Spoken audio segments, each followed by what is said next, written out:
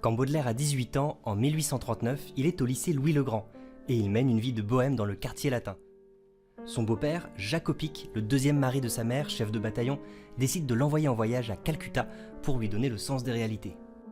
En fait, Baudelaire n'ira pas plus loin que l'île Maurice, mais il va mémoriser plein d'images fascinantes qu'on retrouve dans sa poésie, et notamment cette anecdote de l'albatros, qui est une petite histoire vraie.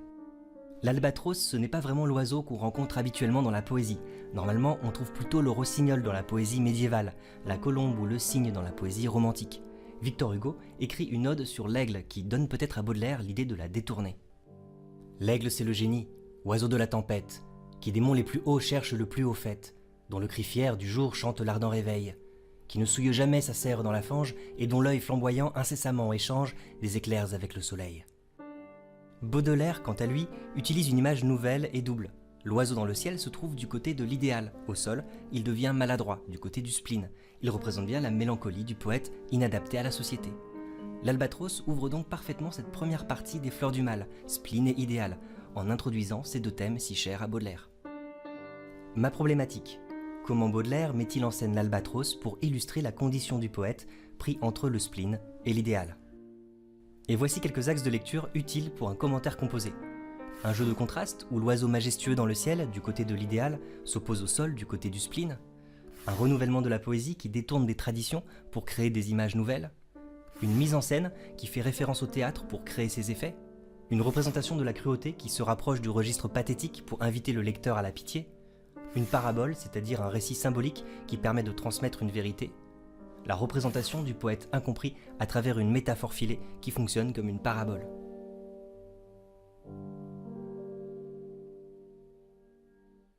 Souvent, pour s'amuser, les hommes d'équipage prennent des albatros, vastes oiseaux des mers, qui suivent indolents compagnons de voyage, le navire glissant sur les gouffres amers.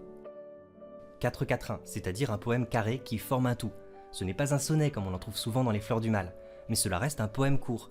Les rimes croisées évoluent tout au long du poème, les alexandrins s'adaptent bien à la narration. Cette forme va favoriser un petit récit qui aura une dimension symbolique. Le premier verbe nous plonge directement dans le récit. Verbe d'action au présent de narration, il est en plus séparé de son sujet, les hommes d'équipage, par un passage à la ligne. C'est ce qu'on appelle un enjambement. La phrase est terminée sur le vers suivant. C'est une véritable mise en scène où le lecteur découvre l'albatros déjà prisonnier avant même de le voir voler. Dès ses premiers vers, la cruauté des matelots est perceptible. Le poème commence par des compléments circonstanciels qui sont des circonstances aggravantes. Souvent, la récidive, pour s'amuser, la gratuité de l'acte. L'albatros, au contraire, est un indolent compagnon de voyage. C'est une association de mots très riche d'un point de vue étymologique. Le compagnon est celui avec qui on partage le pain. L'indolent est celui qui ne souffre pas. Ces allusions préparent déjà le lecteur à la dimension christique de l'albatros, qui sera trahi et persécuté. Vastes oiseaux des mers et indolents compagnons de voyage, ce sont deux périphrases qui désignent les albatros et qui nous les donnent à voir non pas au sol mais dans le ciel. Quand ils volent, ils sont vastes car ils ont les ailes déployées. Mais en même temps, c'est une hypallage. L'adjectif devrait plutôt définir la mer. Les albatros sont en harmonie avec leur milieu naturel maritime.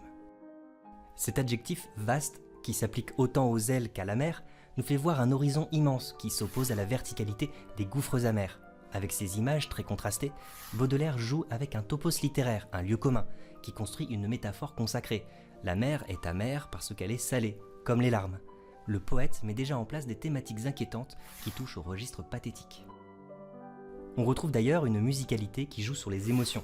Les allitérations, retour de son consonne en L et en S, semblent imiter le vol de l'oiseau, calme et sans effort, et s'opposent au son R des gouffres amers, qui évoquent déjà sa chute. Les rythmes du poème varient aussi en fonction de l'albatros. Écoutez, qui suivent indolents compagnons de voyage, le navire glissant sur les gouffres amers. Le verbe suivre est séparé de son complément d'objet direct, ce qui crée une suspension d'un vers à l'autre, comme si la lecture suivait le vol de l'oiseau. Si on relit le poème une deuxième fois en connaissant la conclusion, on commence à voir la métaphore filée.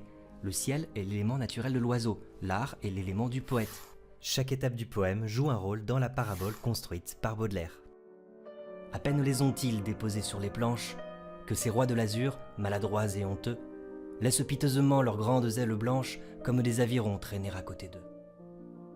L'action rapide du début du quatrain est accélérée avec un épitrocasme, une accumulation de mots très courts.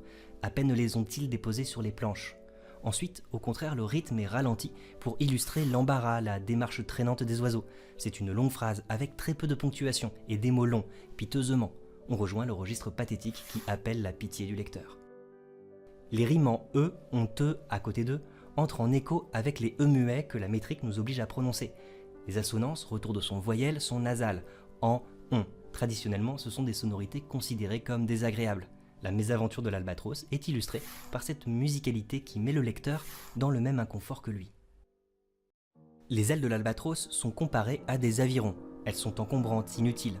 Sur un bateau, en cette fin de 19e siècle, les avirons ne servent que si on est encalminé et que les vivres risquent de pourrir. Le lecteur de l'époque sait bien cela. L'aviron ne remplace pas la voile, c'est un pis-aller, une béquille, une jambe de bois. Tout est fait pour faire surgir ces images, le bois des planches, le contexte marin, le mot infirme. Les avirons sont des éléments du décor, ils proviennent du regard des matelots eux-mêmes, qui sont spectateurs de la scène. Sur les planches désigne normalement une scène de théâtre, et donc le théâtre lui-même. C'est une métonymie, un rapprochement par proximité. Mais elle cache aussi une métaphore, le pont du bateau ressemble à une scène de théâtre, car on y joue un spectacle. Mais la métaphore de Baudelaire va encore plus loin. L'albatros acteur, le pont théâtre, les marins spectateurs, représentent en fait le poète, le monde littéraire, les critiques d'art. La représentation même de cette scène d'humiliation est au service de la parabole construite par Baudelaire. Tout est fait pour que le lecteur prenne parti pour ce personnage innocent. La blancheur est d'ailleurs comprise dans l'étymologie même du nom albatros, du latin albus, blanc. Le théâtre est particulièrement présent dans ce poème. Les éléments traditionnels de la tragédie sont vraiment nombreux. Un personnage noble mais suffisamment innocent pour que le spectateur puisse s'identifier à lui, tombe d'une position très élevée, écrasé par des forces qui le dépassent. Pour Aristote, le meilleur exemple est Oedipe roi. Le mot roi, contenu dans le mot maladroit, renforce le contraste, comme si on lui avait ajouté des syllabes encombrantes. La métaphore se poursuit. Le poète, roi dans son œuvre poétique, est écrasé par les critiques qui ne voient dans son génie que des excroissances inutiles. Rien de cela n'est exprimé directement. La parabole utilise les procédés de la persuasion. Elle fait appel à l'empathie et aux émotions du lecteur. On se rapproche de l'apologue. Le récit porte un message, comme dans la fable. Ce voyageur ailé, comme il est gauche et veule. Lui, naguère aussi beau, qu'il est comique et laid. L'un agace son bec avec un brûle-gueule, l'autre mime en boitant l'infirme qui volait. On passe de la tragédie à la comédie. Le mime qui boite nous donne à voir un lazzi de la commedia dell'arte. Cette démarche boiteuse du mime ou de l'albatros est rendue par des adjectifs groupés par deux, gauche et veule, comique et laid. L'albatros, au centre de la scène, est montré du doigt avec un démonstratif. Ce voyageur ailé, comme il est gauche et veule. Le pronom personnel qui le désigne est rejeté en tête de phrase par une virgule. Lui, naguère si beau. L'oiseau est isolé au milieu des rires. D'un point de vue métaphorique, c'est bien sûr la solitude du poète incompris qui est représentée. Ce quatrain est le seul du poème à contenir plusieurs phrases courtes, avec des adverbes exclamatifs qui ont en plus un sens intensif. On peut penser que ce sont des phrases au discours direct libre, c'est-à-dire des paroles rapportées sans marque de dialogue. En plus, les allitérations en C sont agressives, qu'il est comique et laid. Tout cela illustre bien la brusquerie du traitement de l'animal. Les matelots sont toujours désignés par des pronoms indéfinis. L'un agace son bec, l'autre mime. Mais on ne sait pas combien ils sont. Tous les supplices ne sont pas forcément racontés. Le brûle-gueule est une pipe très courte. Cela évoque bien un supplice. Peut-être que Baudelaire fait allusion à une étape de la Passion du Christ. On lui tend une éponge de vinaigre au bout d'un bâton pour le désaltérer. Il modernise l'image, le vin devient de la fumée, peut-être celle de l'opium, les paradis artificiels. Si l'albatros est à l'image du poète, ce brûle-gueule prend une dimension symbolique supplémentaire. On brûle sa bouche, c'est-à-dire qu'on détruit son seul moyen d'expression. Le poète est quasiment bâillonné par la critique. La déchéance de l'albatros est illustrée par un jeu de contrastes. L'adjectif beau devient laid, c'est une simple antithèse, le rapprochement de termes qui ont un sens opposé. Mais de façon plus subtile, ce voyageur ailé entre en écho avec l'adjectif veule, c'est-à-dire faible, sans énergie. Ils partagent des sonorités communes, comme si le groupe de mots avait été comprimé en un seul. L'albatros est réduit au minimum, dans l'écriture même. L'infirme qui volait, le raccourci est frappant, c'est le seul imparfait du poème pour une action révolue qui a duré dans le passé. L'aspect révolu est cruel, l'oiseau est désormais privé de sa faculté principale, infirme comme s'il était amputé. Le poète est semblable au prince des nuées, qui hante la tempête et se rit de l'archer. Exilé sur le sol au milieu des huées, ses ailes de géant l'empêchent de marcher. Le poète est semblable au prince des nuées. C'est une comparaison qui révèle la parabole. Le poète, le prince des nuées, commencent tous les deux par la même lettre avec une majuscule au poète. C'est une allégorie, un concept personnifié pour représenter le personnage du poète qui traverse les siècles. D'ailleurs, Prince des poètes est un titre donné aux grands poètes qui ont marqué la vie littéraire. Le poète et ce voyageur ailé sont en première position dans les deux derniers quatrains. Ils sont bien mis sur le même plan. Le poète, l'albatros dans le titre du poème, ce sont des articles définis génériques qui désignent la notion générale. Ils ont la même dimension symbolique. En plus, le poème se termine soudainement au présent de vérité générale pour des actions vraies en tout temps. Comme dans les fables, on se rapproche du genre de l'apologue. Le roi de l'azur, le prince des nuées, ce sont des personnages puissants, mais pourtant ils ne règnent que sur des choses impalpables, l'azur, les nuées. Le poète est donc à l'aise dans les abstractions, la recherche de la beauté, l'imagination. Le verbe hanter suggère l'image du fantôme. Vous savez que Baudelaire a beaucoup traduit Edgar Allan Poe, qui est un maître américain du fantastique. Dématérialisé, l'albatros se fond avec la tempête et les nuées. Voilà pourquoi il se rit de l'archer. Les flèches ne peuvent rien contre l'orage. Ce rire est sonore avec l'allitération en R, c'est le tonnerre qui accompagne la tempête. Baudelaire insiste plusieurs fois sur les ailes de l'albatros. La métaphore est filée. Si le monde élevé de la beauté est représenté par le ciel, les ailes qui permettent à l'albatros de s'y déplacer, c'est son talent et son imagination. Dans le salon de 1859, Baudelaire appelle l'imagination la reine des facultés. La situation bascule brutalement. La tempête devient le sol à l'hémistiche. Les nuées deviennent les huées, avec la paronomase, la proximité sonore. Le rire de l'albatros devient le rire des matelots. Ces derniers vers rejouent symboliquement tout le poème en raccourci. L'albatros est bien passé finalement de l'azur aux gouffres amers, de l'idéal au spleen. Le poète, comme l'albatros, hante la tempête. D'ailleurs, les deux mots riment entre eux. C'est révélateur de la conception baudelairienne de la beauté. Elle se trouve dans les lieux les plus tourmentés et les plus inquiétants.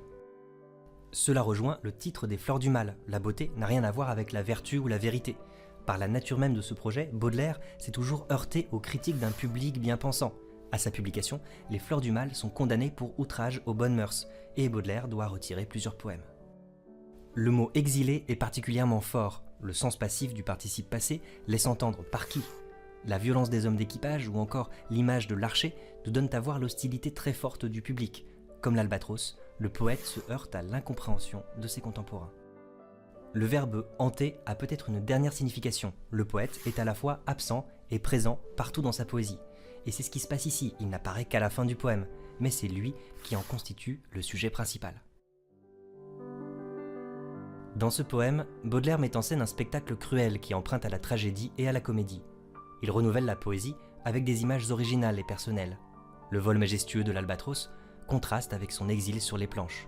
La cruauté des marins suscite l'empathie du lecteur qui prend parti pour l'oiseau. Comme dans une fable, en touchant nos émotions, Baudelaire transmet un message plus profond qui a une portée générale. L'albatros est comme le poète, incompris par ses contemporains, prisonnier du spleen, les ailes de son génie lui permettent de s'élever jusqu'à l'idéal. Tim Burton pense certainement à l'albatros quand il réalise Édouard en main d'argent. C'est le même symbole du poète, embarrassé par son génie, symbolisé par ses mains. Je réalise en ce moment une série de poèmes des Fleurs du Mal, que je vais publier régulièrement. Vous pourrez tous les retrouver sur mon site www.mediaclass.fr. Si vous en avez l'occasion, n'hésitez pas à participer. C'est vous uniquement qui rendez possible l'existence de ce type de contenu purement culturel, indépendant des logiques commerciales et accessible à tous. À bientôt.